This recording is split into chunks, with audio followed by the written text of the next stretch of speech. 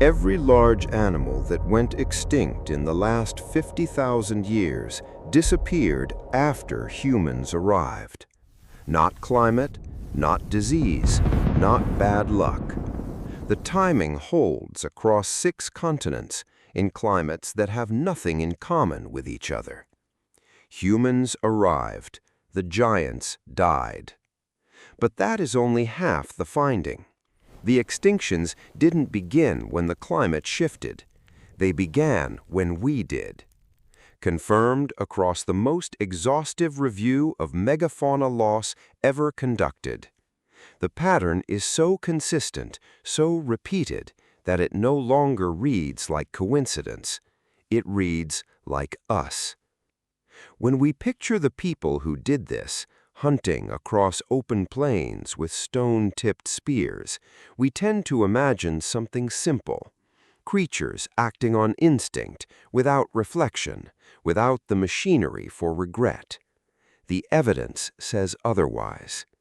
Something has been sitting in the archaeological record for decades, and researchers who have spent careers looking at it are only beginning to name what it might mean. Start with what the killing actually cost them to do. These were not distant industrial acts.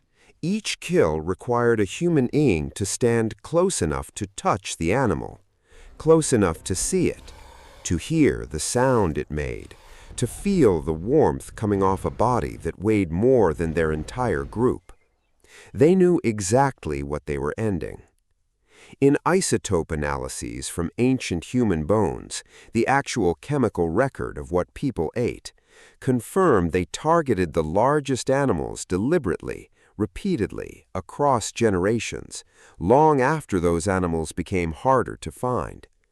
And the mathematics had no alarm, no visible warning, just a herd that was smaller this season than last, and smaller again the season after, until the day a hunter went to the place the animals had always been, and the animals were not there. From the inside, that process has a specific shape. It is the shape of something you did not realize was irreversible until it already was. The moment arriving not with noise, but with a quiet that shouldn't be there. The place where the thing used to be. The absence where there was once presence. Researchers who study grief call this the negative space of loss.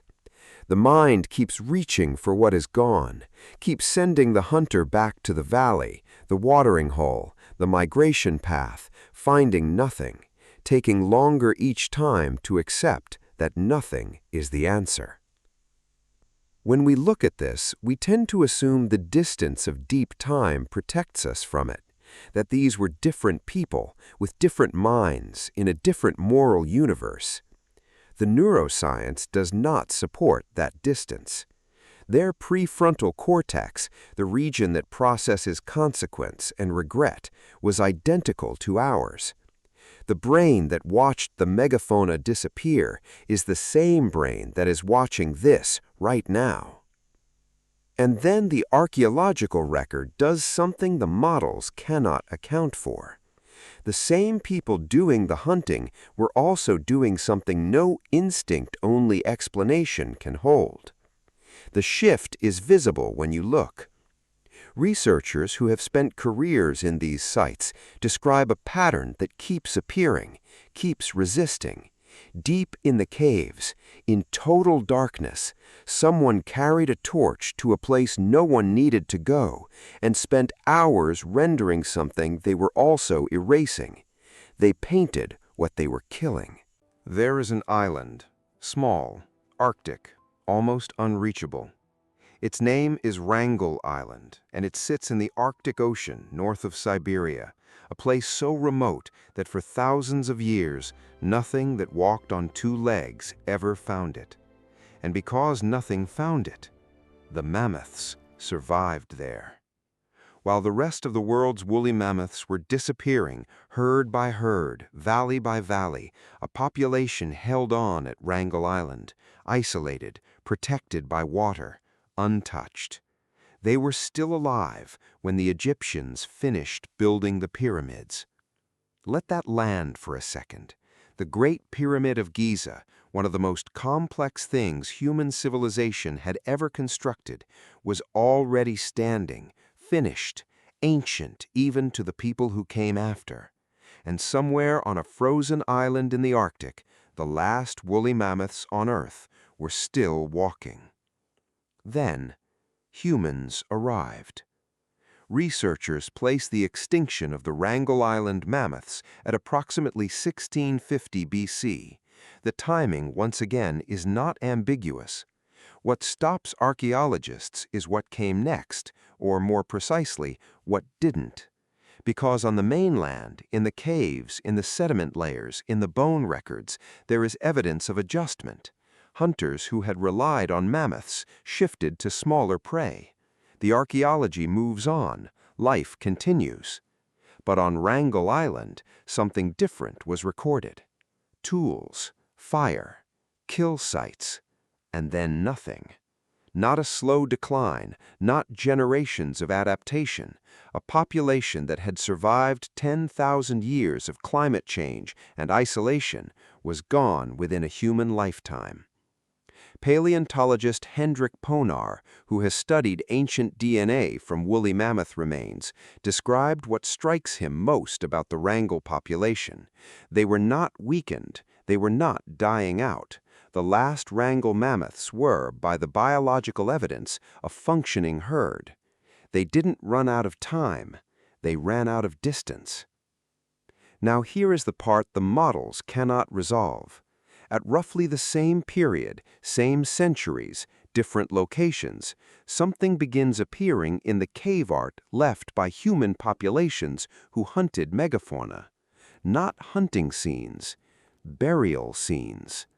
Archaeologists working sites in Central Asia and parts of Siberia have documented what appear to be deliberate internments of large animal bones, not butchery waste, not disposal, arrangement, placement, objects positioned with the bones. The same hands that drove the species to extinction were, in some documented cases, treating the remains as something that deserved ceremony. We don't know what that means. The researchers who study it are careful with the word grief, careful with the word regret. Those are loaded, modern containers, and the people who lived then did not have our language. But they had our brain. The prefrontal cortex that processes loss, the limbic system that attaches meaning to what is gone, the same neurological architecture that makes you feel something when you see an empty chair where someone used to sit. That architecture was already present, fully formed, identical.